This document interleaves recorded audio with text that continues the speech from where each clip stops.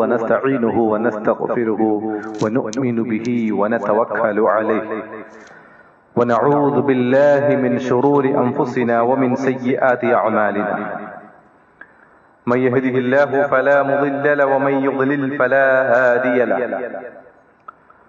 وأشهد أن لا إله إلا الله وحده لا شريك له وأشهد أن محمدا عبده ورسوله أرسله بالهدى ودين الحق ليظهره على الدين كله ولو كره المشركون اللهم صل على محمد وعلى آل محمد كما صليت على إبراهيم وعلى آل إبراهيم وبارك على محمد وعلى آل محمد كما باركت على إبراهيم وعلى آل إبراهيم إنك حميد مجيد أما بعد فإن خير الكلام كلام الله وخير الحديث كتاب الله وخير الهدي هدي محمد صلى الله عليه وسلم وشر الأمور محدثاتها وكل محدثة بدعة وكل بدعة ضلالة وكل ضلالة في النار أعوذ بالله من الشيطان الرجيم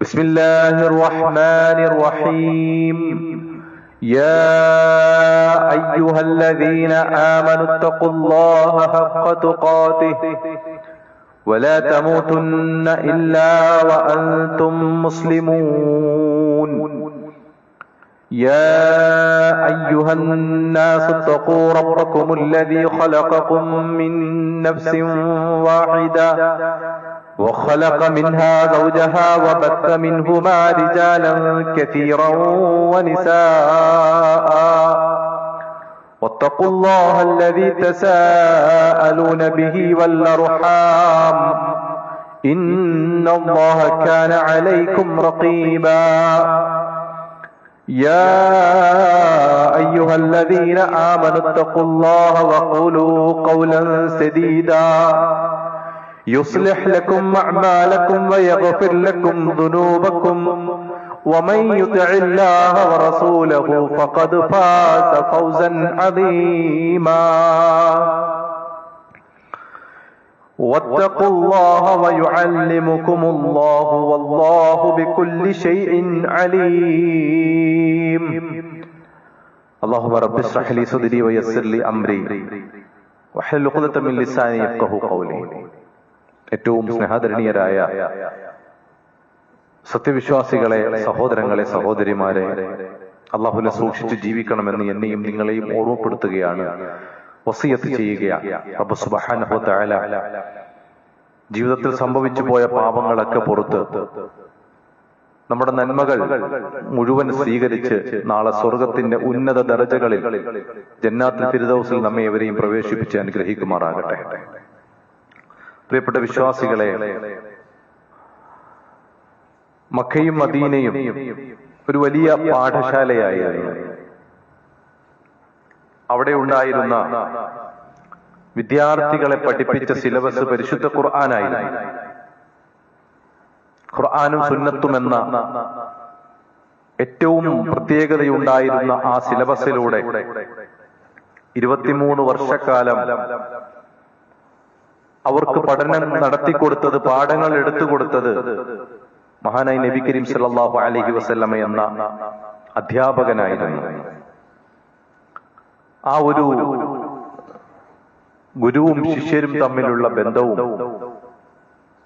അവിടെ പകർന്നു നൽകിയ അറിവുകളും ആ പാഠശാലകളും സിലബസുമൊക്കെ ഒരു വലിയ അത്ഭുതമായിരുന്നു, മഹാത്ഭുതമായിരുന്നു.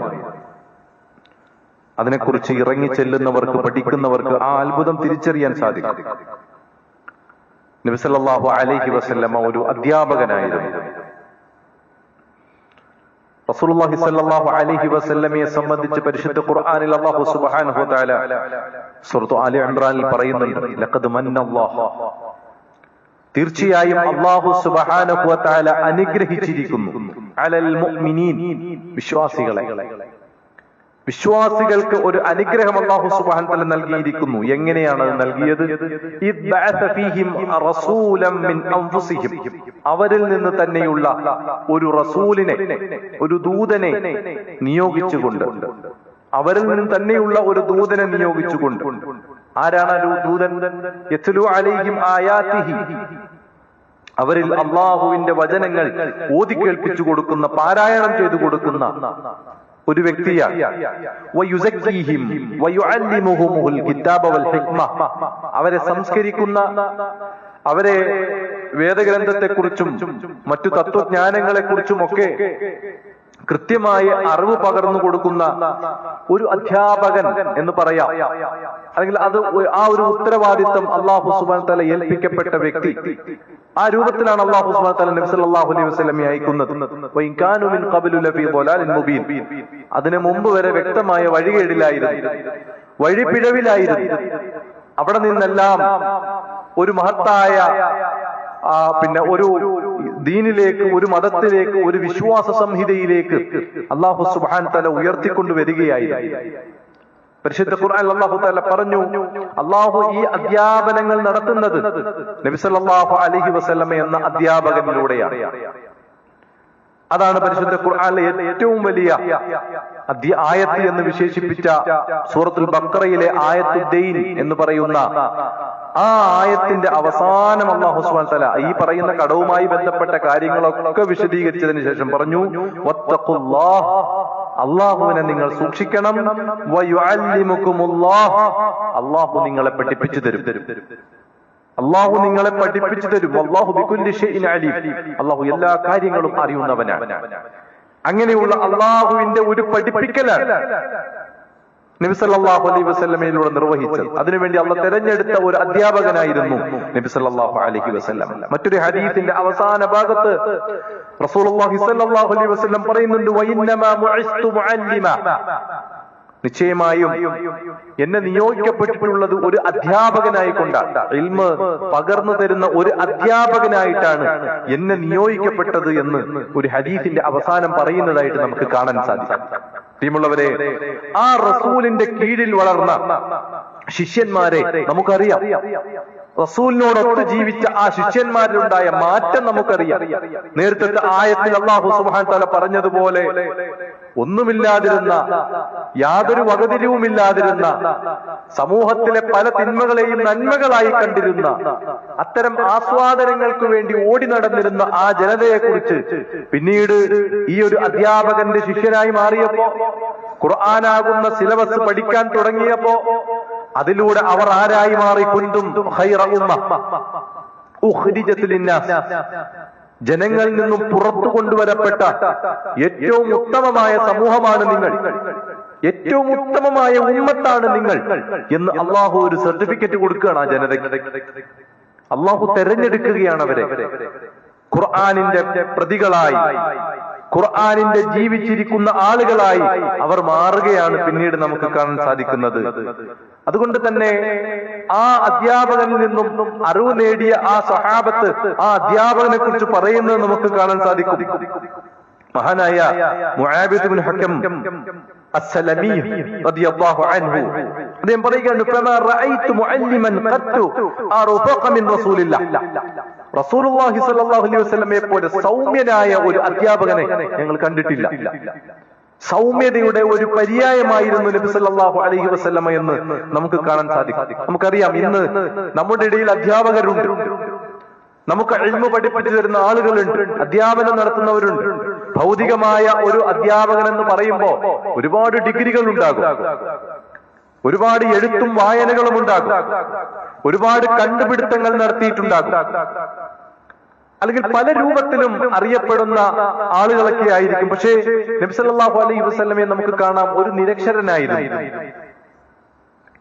നിരക്ഷരനായിരുന്നു, എഴുത്തും വായനയും അറിയാത്ത ഒരു പ്രവാചകനായിരുന്നു നബി സല്ലല്ലാഹു അലൈഹി വസല്ലമ.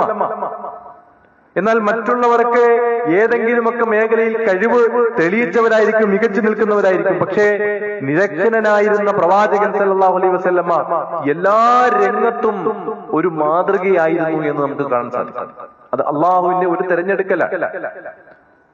അപ്പൊ ഒരു അധ്യാപകൻ എന്ന് പറയുമ്പോ തന്റെ മുന്നിലിരിക്കുന്ന ശിഷ്യരെ, വിദ്യാർത്ഥികളെ വാർത്തെടുക്കുന്ന ഒരു അധ്യാപകൻ എന്ന് പറയുമ്പോ എല്ലാ രംഗത്തും തികഞ്ഞിരിക്കണം എന്ന ഒരു വലിയ പാഠം നമുക്ക് അവിടെ കാണാൻ സാധിക്കും. റസൂലുള്ളാഹി സ്വല്ലല്ലാഹു അലൈഹി വസല്ലം എല്ലായിടത്തും മാതൃകയായിരുന്നു. ലഖദ് കാന ലക്കും ഫീ റസൂലില്ലാഹി ഉസ്വത്തുൻ ഹസന, തീർച്ചയായും നിങ്ങൾക്ക് അല്ലാഹുവിന്റെ റസൂലിൽ ഉത്തമമായ മാതൃകയുണ്ട്. ലിമൻ കാന യർജുല്ലാഹ വൽ യൗമൽ ആഖിർ, അല്ലാഹുവിനെ പ്രതീക്ഷിക്കുന്നവർക്ക്, പരലോകത്തെ പ്രതീക്ഷിക്കുന്നവർക്ക്, പരലോക വിജയം ആഗ്രഹിക്കുന്നവർക്ക്, അത്തരത്തിലുള്ള പ്രതീക്ഷ വെച്ചു പുലർത്തുന്നവർക്ക് അല്ലാഹുവിന്റെ റസൂലിൽ ഉത്തമമായ മാതൃകയുണ്ട്. വദക്കറല്ലാഹ കസീറ, അല്ലാഹുവിനെ ധാരാളമായി ഓർക്കണം. അപ്പൊ ആ രൂപത്തിലൊരു ഉത്തമമായ മാതൃക റസൂലുള്ളാഹി സ്വല്ലല്ലാഹു അലൈഹി വസല്ലം പഠിപ്പിച്ചു തരുന്നത്. ഒരു വ്യക്തി നബി സല്ലല്ലാഹു അലൈഹി വസല്ലമ അദ്ദേഹത്തിൽ നിന്നും കുറച്ച് കടം വാങ്ങിയിരുന്നു. അങ്ങനെ ആ കടം തിരിച്ച് വാങ്ങുവാൻ വേണ്ടി ആ വ്യക്തി വന്നു. കടം തിരിച്ച് ചോദിക്കുന്ന സമയത്ത് ഒരല്പം പരുഷമായ സംസാരം അദ്ദേഹത്തിന്റെ നാവിൽ നിന്ന് കടന്നു വന്നു. ഈ സമയത്ത് പ്രവാചകന്റെ സ്വഹാബത്ത് അനുചരന്മാർ അവിടെ ഉണ്ടായിരുന്നു. ആ പരുഷമായ ശബ്ദം സ്വഹാബികൾക്ക് ഇഷ്ടപ്പെട്ടില്ല. അവർ ഈ വ്യക്തിക്ക് നേരെ തിരിഞ്ഞു. അപ്പൊ നബി സല്ലല്ലാഹു അലൈഹി വസല്ലമ അവരെ തടഞ്ഞുകൊണ്ട് പറഞ്ഞു, ഇന്ന ലിസാഹിബിൽ ഹഖ് മഖാല, നിശ്ചയമായും കടം കിട്ടാനുള്ള വ്യക്തിക്ക് ചില അവകാശങ്ങളുണ്ട്, അതുകൊണ്ട് അദ്ദേഹത്തെ വിടുക, അദ്ദേഹത്തെ വിട്ടേക്കുക എന്ന് പറഞ്ഞു. അപ്പോ ആ സന്ദർഭത്തിൽ നബി സല്ലല്ലാഹു അലൈഹി വസല്ലമ പറഞ്ഞു, കടം ചോദിക്കുമ്പോൾ അയാളോട് കയർത്ത് സംസാരിക്കാൻ പാടില്ല. നമ്മൾ അത്തരത്തിലൊരു പിന്നെ വൈകാരികമായ ഒരു രൂപത്തിൽ കടം വാങ്ങിയ വ്യക്തി എന്നതിൽ നമ്മൾ പിന്നീട് ഒരു വൈകാരികമായ അവസ്ഥ അവിടെ സൃഷ്ടിക്കാൻ പാടില്ല എന്ന ഒരു വലിയ പാഠം നബി സല്ലല്ലാഹു അലൈഹി വസല്ലം പഠിപ്പിക്കുന്നുണ്ട്. അതുപോലെ തന്നെ മുഷിപ്പിക്കുകയില്ല, വിദ്യാർത്ഥികളെ മുഷിപ്പിക്കുകയില്ല. വളരെ കുറഞ്ഞ രൂപത്തിൽ ചെറിയ വാക്കുകളിൽ കൂടുതൽ ആശയങ്ങൾ റസൂലുള്ളാഹി സ്വല്ലല്ലാഹു അലൈഹി വസല്ലം പഠിപ്പിച്ചു കൊടുക്കുമെന്ന് ഹദീസുകളിൽ നമുക്ക് കാണാൻ സാധിക്കും. ആ രൂപത്തിൽ ഇമാം മുസ്ലിം റഹിമഹുല്ലാഹ് റിപ്പോർട്ട് ചെയ്യുന്ന ഒരു ഹദീസിൽ കാണാം, നബി സല്ലല്ലാഹു അലൈഹി വസല്ലം ജനങ്ങൾക്ക് ഉപദേശം നൽകുമ്പോൾ അതിൽ സമയക്രമം പാലിച്ചിരുന്നു എന്നാണ്. കൃത്യമായ ഒരു സമയക്രമം പാലിച്ചിരുന്നു. കാരണം കേൾക്കുന്നവർക്ക് മുഷിപ്പ് വരുമെന്ന ഭയം കാരണത്താൽ അങ്ങനെ ഒരു മുഷിപ്പുണ്ടായാൽ അത് വലിയ പ്രശ്നമാണ്, അല്ലെങ്കിൽ അവിടെ ഇരുന്നിട്ട് കാര്യം ഉണ്ടാവില്ല. അതുകൊണ്ട് കൃത്യമായ സമയക്രമം പാലിച്ചിരുന്നു. അതുപോലെ തന്നെ ആയിഷ റളിയല്ലാഹു അൻഹ പറയുന്നുണ്ട്, ഇന്ന റസൂലുള്ളാഹി സ്വല്ലല്ലാഹു അലൈഹി വസല്ലം ലം യകുൻ യസ്റുദുൽ ഹദീസ കസർദികും, നിങ്ങൾ തുരുതുരാ സംസാരിക്കുന്നത് പോലെ റസൂലുള്ളാഹി തുരുതുരാ സംസാരിക്കുന്ന ഒരു വ്യക്തിയല്ലായിരുന്നു. ചെറപറാ നിർത്താതെ സംസാരിക്കുന്ന ഒരു വ്യക്തിയല്ലായിരുന്നു നബി സല്ലല്ലാഹു അലൈഹി വസല്ലമ. ശ്രോതാക്കൾക്ക് കൃത്യമായി കേൾക്കും വിധം, ഉള്ളിലേക്ക് ഇറങ്ങിച്ചെല്ലും വിധം, ഗ്രാഹ്യമാകും വിധം സ്ഫുടമായി വ്യക്തമായി നബി സല്ലല്ലാഹു അലൈഹി വസല്ലമ ഓരോ കാര്യങ്ങളും പഠിപ്പിച്ചു കൊടുക്കുമായിരുന്നു എന്ന് കൂടെയുണ്ടായിരുന്ന അനുചരർ സർട്ടിഫിക്കറ്റ് നൽകുകയാണ്. അപ്പൊ അങ്ങനെയാണ് റസൂലുള്ളാഹി സ്വല്ലല്ലാഹു അലൈഹി വസല്ലം ഓരോ കാര്യങ്ങളും പഠിപ്പിച്ചത്. അതുകൊണ്ട് തന്നെ റസൂലുള്ളാഹിയുടെ നാവിൽ നിന്ന് വാക്കുകൾ കേൾക്കാൻ ഇരിക്കുന്ന സ്വഹാബത്ത്, ഒരു പക്ഷി തന്റെ തലയിൽ വന്നിരുന്നാൽ അത് പറന്നു പോകാതിരിക്കാൻ എത്രമാത്രം നമ്മൾ അനങ്ങാതെ സൂക്ഷ്മമായിരിക്കുമോ അതുപോലെ ഇരുന്ന് കേൾക്കുമായിരുന്നു എന്നാണ് റസൂലുള്ളാഹിയുടെ വാക്കുകൾ. അപ്പോൾ നബി സല്ലല്ലാഹു അലൈഹി വസല്ലമക്ക് ഗൗരവം ഉണ്ടാകുന്ന സമയത്ത് ചിലപ്പോൾ കണ്ണുകൾ ചുമക്കും, ചിലപ്പോൾ വേദനയോടുകൂടി കരഞ്ഞുകൊണ്ട് പറയും, ആദിയോടുകൂടി സംസാരിക്കും. എല്ലാ രൂപത്തിലും റസൂലുള്ള ആളുകൾ അവരുടെ കേൾക്കാർക്ക് ഒരു മുഷിപ്പും ഉണ്ടാകാത്ത രൂപത്തിൽ കാര്യങ്ങൾ ബോധ്യപ്പെടുത്തി കൊടുക്കുമായിരുന്നു എന്ന് നമുക്ക് കാണാൻ സാധിക്കും. അതുപോലെ തന്നെ നബി സല്ലല്ലാഹു അലൈഹി വസല്ലമ പലപ്പോഴും ഒരു പിന്നെ നീതിയുടെ ഒരു പര്യായമായി കൊണ്ട് സ്വഹാബത്തിന് മാതൃകയായിക്കൊണ്ട് നമുക്ക് കാണാൻ സാധിക്കും. നമുക്കറിയാം, ദരിദ്രരുണ്ട്, തറവാട്ട് മഹിമയുള്ളവരുണ്ട്, അതിസമ്പന്നന്മാരായ ആളുകളുണ്ട്, എല്ലാ രൂപത്തിലുമുള്ള ആളുകൾ നബി സല്ലല്ലാഹു അലൈഹി വസല്ലമയുടെ ഒപ്പം ഉണ്ടായിരുന്നു. റസൂലുള്ളാഹി എല്ലാവരെയും ഒരുപോലെയായിരുന്നു കണ്ടിരുന്നത്. അവിടെ ഏറ്റക്കുറച്ചിലുകളില്ല, എല്ലാവരെയും ഒരുപോലെ കണ്ടിരുന്നതായിക്കൊണ്ട് നമുക്ക് കാണാൻ സാധിക്കും. അത് മാത്രവുമല്ല, ഒരു വളരെ ദുർബലനായ ഗ്രാമവാസിയായ ഒരു മനുഷ്യൻ നബി സല്ലല്ലാഹു അലൈഹി വസല്ലം, അദ്ദേഹത്തിന് ശാരീരികമായിട്ട് കുറച്ച് വൈകല്യമുള്ള വ്യക്തിയാണ്. അങ്ങനെ ഒരിക്കൽ നബി സല്ലല്ലാഹു അലൈഹി വസല്ലമ ഒരു ചെറിയ തമാശയ്ക്ക് വേണ്ടി അദ്ദേഹത്തിന്റെ പുറകിൽ ഇങ്ങനെ കൈകെട്ടി ചേർത്ത് പിടിച്ചുകൊണ്ട് ചോദിച്ചു, ഈ അടിമയെ ആരാണ് വാങ്ങുക, ഈ അടിമയെ ആരാണ് വാങ്ങുക എന്നിങ്ങനെ പറഞ്ഞപ്പോ അദ്ദേഹം, ഈ വ്യക്തി നബി സല്ലല്ലാഹു അലൈഹി വസല്ലമയോട് പറയാണ്, റസൂലേ, എന്നെ ആര് വാങ്ങാനാണ്? കാരണം ഒരു ദുർബലമായ അവസ്ഥയിലാണ് ആ മനുഷ്യനുള്ളത്. ആ സമയത്ത് നബി സല്ലല്ലാഹു അലൈഹി വസല്ലമ അദ്ദേഹത്തോട് പറയുന്നുണ്ട്, എന്ത്, ദുനിയാവിൽ താങ്കൾ ദുർബലനായിരിക്കും, പക്ഷേ അള്ളാഹുവിന്റെ അടുക്കൽ താങ്കൾ ദുർബലനല്ല. ഏറ്റവും വലിയ വ്യക്തിയാണ്, ഏറ്റവും വില കൂടിയ വ്യക്തിയാണ് അള്ളാഹുവിന്റെ അടുക്കൽ. സമാധാനിപ്പിക്കുകയാണ്, ആത്മവിശ്വാസം പകർന്നു കൊടുക്കുകയാണ്, നിരാശ ഇല്ലാതാക്കുകയാണ്. ഇതൊക്കെ റസൂലുള്ളാഹി സ്വല്ലല്ലാഹു അലൈഹി വസല്ലമ നമുക്ക് പഠിപ്പിച്ചു തരുന്ന ഒരു കാര്യമാണ്. അതുപോലെ തന്നെ മറ്റ് ഒരു സംഭവം നമുക്ക് ചരിത്രത്തിൽ കാണാൻ സാധിക്കും. പിന്നെ നബി സല്ലല്ലാഹു അലൈഹി വസല്ലമ ഒരുപാട് നന്മകളെ പ്രോത്സാഹിപ്പിക്കുന്ന ഉപമകൾ പറഞ്ഞുകൊണ്ട്, ഉദാഹരണങ്ങൾ പറഞ്ഞുകൊണ്ട് ഒരുപാട് നന്മകളെ നബി സല്ലല്ലാഹു അലൈഹി വസല്ലമ പ്രോത്സാഹിപ്പിക്കുമായിരുന്നു എന്ന് നമുക്ക് കാണാൻ സാധിക്കും. ഇപ്പോ സഹാബികൾ, പിന്നെ ഒരു സംഘം ആളുകൾ, അഹ്ലു സുഫ എന്നറിയപ്പെടുന്ന മദീനയുടെ പള്ളിയുടെ വരാന്തയിൽ ഇങ്ങനെ കഴിഞ്ഞുകൂടിയിരുന്ന പ്രവാചകന്റെ നാവിൽ നിന്നും ഇൽമ് കേൾക്കുവാൻ വേണ്ടി, അറിവ് നേടിയെടുക്കുവാൻ വേണ്ടി ചടഞ്ഞിരുന്ന കുറച്ച് ആളുകളുണ്ട്. അവർക്ക് മര്യാദയ്ക്ക് വസ്ത്രമില്ല, അവർക്ക് മര്യാദയ്ക്ക് വസ്ത്രമില്ല, കഴിക്കാൻ അധികം ഭക്ഷണമൊന്നും ഉണ്ടാവൂല. ഒന്നുമില്ലാതെ എങ്കിലും റസൂലുള്ളാഹിയുടെ അടുക്കൽ നിന്ന് ഇൽമു നേടണമെന്ന ആഗ്രഹത്താൽ ദുനിയാവിന്റെ പല സുഖങ്ങളെയും പലപ്പോഴും ത്യജിച്ചിട്ട് അവിടെ വന്നിരിക്കുന്ന ആളുകളുണ്ട്. ആ ആളുകളുടെ അവസ്ഥ കണ്ട് നബി സല്ലല്ലാഹു അലൈഹി വസല്ലമ അവിടെ കൂടിയിരുന്ന സഹാബകളോട് ഇങ്ങനെ, ആരാണ് ഇവരെ സഹായിക്കുക, ഇവർക്ക് ഒരു സഹായം കൊടുക്കുക ആരാണെന്ന് നബി സല്ലല്ലാഹു അലൈഹി വസല്ലം ഇങ്ങനെ ചോദിക്കുന്നുണ്ട്. അപ്പൊ അവിടെ ഉണ്ടായിരുന്ന ആളുകളെല്ലാവരും വലിയ സമ്പന്നരൊന്നും അല്ല. അവിടെ കൂടിയിരുന്ന ആളുകൾക്കും വലിയ സമ്പത്തും സംവിധാനങ്ങളൊന്നും ഉള്ളവരല്ല. അവിടെ ഉണ്ടായിരുന്ന ഒരു വ്യക്തി തന്റെ വീട്ടിൽ പോയി അദ്ദേഹത്തിന്റെ കയ്യിലുണ്ടായിരുന്ന ചെറിയ എന്തോ ഒരു കാരക്ക, അങ്ങനെ എന്തോ ഒരു ആഹാര സാധനം അദ്ദേഹം അവിടെ കൊണ്ടുവച്ചു. അതിനുശേഷം തന്റെ അവിടെ ഉണ്ടായിരുന്ന ആളുകളൊക്കെ സത്യത്തിൽ മടിച്ചു നിന്നത് ഒന്നുമില്ല എന്നുള്ള ഒരവസ്ഥയിലാണ്. ഒന്നുമില്ലല്ലോ എന്നുള്ള ചിന്തയിലാണ്. കൊടുക്കാൻ വേണ്ടിയിട്ട്, അങ്ങനെ അവിടെ കൊണ്ട് വെക്കാൻ വേണ്ടിയിട്ടായിട്ടൊന്നും ഒന്നുമില്ലല്ലോ എന്നുള്ള ചിന്തയിലാണ്. പക്ഷെ ഇദ്ദേഹം കൊണ്ടുവച്ച ആ ഒരു ചെറിയ സംഭവം കണ്ടപ്പോ എല്ലാവർക്കും ആത്മവിശ്വാസമായി.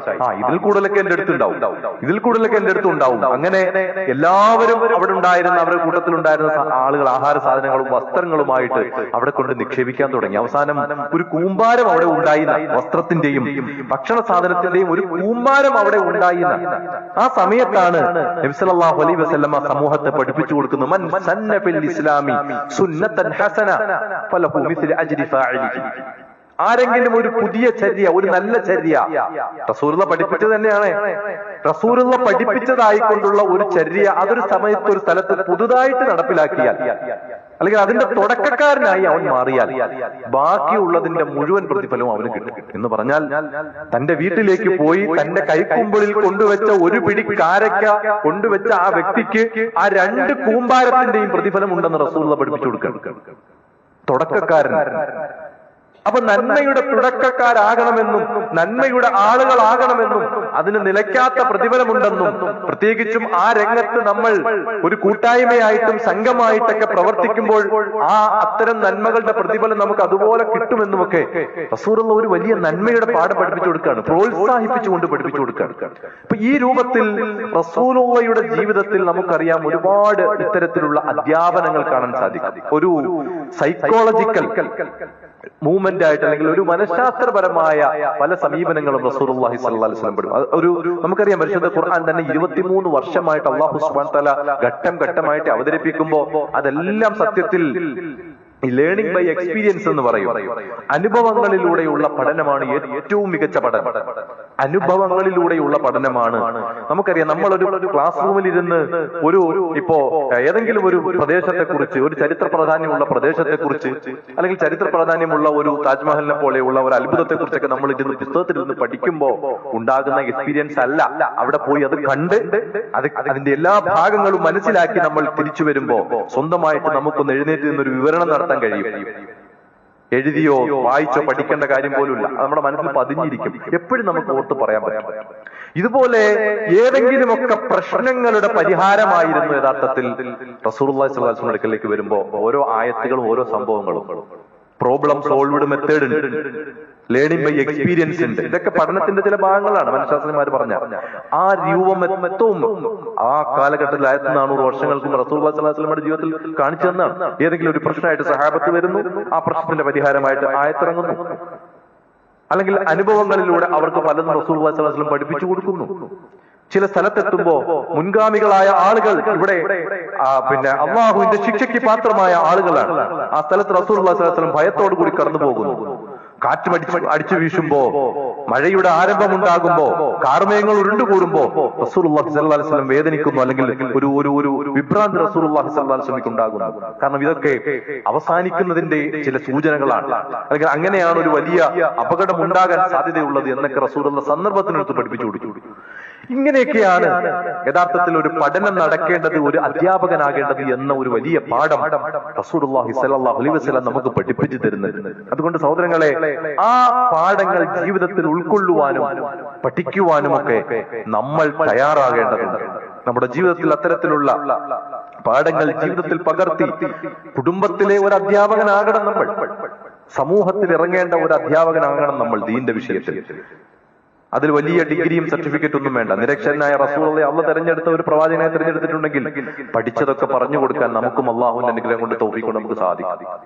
അതിന് ഇറങ്ങാനുള്ള മനസ്സ് വേണം. അത്തരത്തിലുള്ള സംഘങ്ങളിലും കൂട്ടായ്മകളിലും ഒക്കെ നമ്മൾ അംഗങ്ങളാകണം. അതിനോടൊത്ത് ചേർന്ന് പ്രവർത്തിച്ച് നമ്മൾ മുന്നോട്ട് പോകണം. അതിനൊക്കെ നിലയ്ക്കാത്ത പ്രതിഫലം, നേരത്തെ റസൂലുള്ളാഹി പറഞ്ഞ നിലയ്ക്കാത്ത പ്രതിഫലം നമുക്കുണ്ടാകും. നമ്മൾ മരിച്ചാലും ഒരുപക്ഷെ നമ്മൾ ബാക്കിയാക്കി വെച്ചിട്ട് പോകുന്ന അമലുകളൊക്കെ അതായിരിക്കും ഉണ്ടാകുക. അതുകൊണ്ട് പ്രാർത്ഥിക്കുക, പ്രവർത്തിക്കുക, അള്ളാഹുവിന്റെ മാർഗത്തിൽ അധ്വാനിക്കുന്നവരായി മാറുക. അള്ളാഹു സുബ്ഹാനഹു വ തആല നമ്മളെ എല്ലാ സൽക്കർമ്മങ്ങളും ആ രൂപത്തിൽ നമ്മൾ പ്രവർത്തിച്ച പ്രവർത്തനങ്ങളൊക്കെ അള്ളാഹു സുബ്ഹാനഹു വ തആല നമ്മളിൽ നിന്നും സ്വീകരിച്ച് അർഹമായ പ്രതിഫലം നമുക്ക് പ്രദാനം ചെയ്യുമാറാകട്ടെ.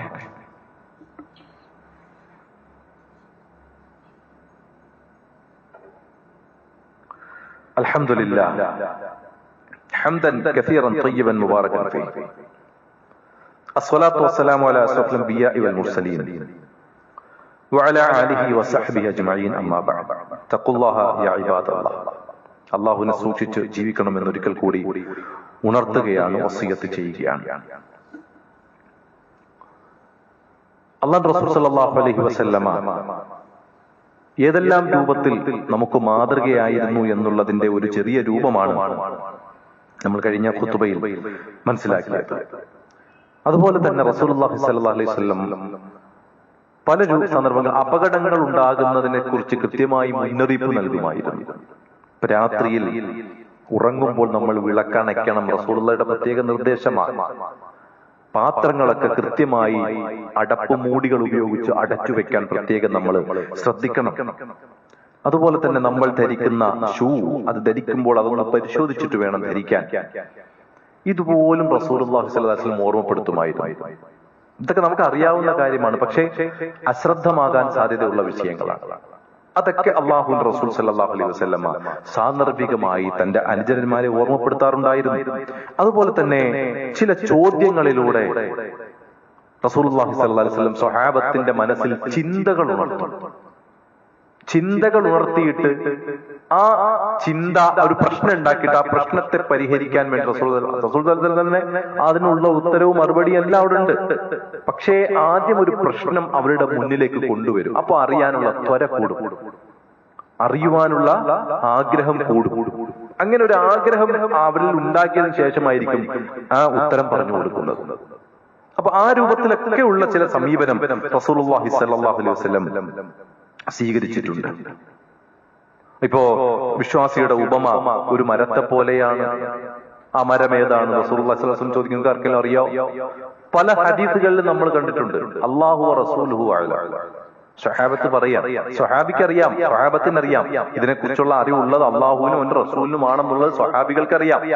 സ്വഹാബികൾക്ക് ഇതിനെക്കുറിച്ച് അള്ളാഹുവിന്റെ റസൂൽ പറയാതെ ഇതൊന്നും അറിയില്ല എന്നുള്ളത് റസൂലുള്ളാഹിക്കും അറിയാം, അല്ലേ? റസൂലുള്ളാഹിക്കും അറിയാം. പിന്നെ എന്തിനാണ് ആ ചോദ്യം? അതാണ് നമ്മൾ ചിന്തിക്കേണ്ടത്. ഒരു പ്രശ്നം സൃഷ്ടിക്കുന്നു, അതിന്റെ പരിഹാരത്തിലേക്ക് പോകുമ്പോൾ അത് ഉറയ്ക്കും. അങ്ങനെ ഒരുപാട് സന്ദർഭങ്ങളിൽ റസൂലുള്ളാഹി സ്വല്ലല്ലാഹു അലൈഹി വസല്ലം പല ചോദ്യങ്ങളും സ്വഹാബത്തിനോട് ചോദിച്ച് ഒരു ചോദ്യചിഹ്നം അവരുടെ ഹൃദയത്തിൽ കുത്തിവെച്ചിട്ട് അതിന്റെ ഉത്തരം അവിടെ നിന്ന് അല്ലാഹു റസൂൽ സ്വല്ലല്ലാഹു അലൈഹി വസല്ലം പറഞ്ഞു കൊടുക്കുന്ന സന്ദർഭങ്ങളുണ്ട്. അപ്പൊ ഇങ്ങനെയുള്ള കുറെ ചോദ്യങ്ങൾ ഒരു പക്ഷെ നമ്മുടെ മുമ്പിൽ ഉണ്ടാകും. അത്തരത്തിലുള്ള ചോദ്യങ്ങളുടെ ഉത്തരങ്ങൾ നമ്മൾ കണ്ടെത്തുമ്പോഴാണ് ഇസ്ലാമിന്റെ പാഠങ്ങളെ സംബന്ധിച്ച് വിശ്വാസരംഗമാകട്ടെ കർമ്മരംഗമാകട്ടെ എല്ലായിടത്തും ചില ചോദ്യചിഹ്നങ്ങൾക്ക് നമ്മൾ ഉത്തരം കണ്ടെത്തേണ്ടി വരും. കാരണം നമ്മൾ ജീവിക്കുന്ന ചുറ്റുപാട് അങ്ങനെയാണ്. ഇസ്ലാം എന്ന പേരിൽ തന്നെ പല സംഘങ്ങളാണ്, പല സംവിധാനങ്ങളാണ്. എല്ലാവരുടെയും കയ്യിലുള്ളത് ഖുർആനും ഹദീസുമാണ് പ്രമാണം എന്ന് പറയുന്നത്. എന്നാൽ ഇതിനെ ഏത് രൂപത്തിലും ആരുടെയും ആശയങ്ങൾക്ക് ഒപ്പിച്ച് വളച്ചൊടിക്കാം. പലർക്കും അങ്ങനെ വളച്ചൊടിച്ച് തന്റെ സ്വാർത്ഥ താല്പര്യങ്ങൾക്ക് വേണ്ടി, ഒന്നുകിൽ അവരുടെ സാമ്പത്തിക ലാഭത്തിന് വേണ്ടിയിട്ടാണ്, അല്ലെങ്കിൽ സമൂഹത്തിൽ അവർക്കുണ്ടാകുന്ന നിലയും വിലയും ഒന്ന് നിലനിർത്താൻ വേണ്ടിയിട്ടാണ്, വലിയ വലിയ സ്ഥാനമാനങ്ങൾക്ക് വേണ്ടിയിട്ടാണ്. അങ്ങനെയുള്ള തങ്ങളുടെ സ്വാർത്ഥ താല്പര്യങ്ങൾക്ക് വേണ്ടി പ്രമാണങ്ങൾ വളച്ചൊടിക്കുമ്പോ നമ്മളുടെ മുന്നിൽ ചോദ്യചിഹ്നങ്ങൾ ഉണ്ടാകണം. ഇതാണോ ഇതിന്റെ റൂട്ട്? ഇതാണോ ഇതിന്റെ ശരിയായ റൂട്ട്?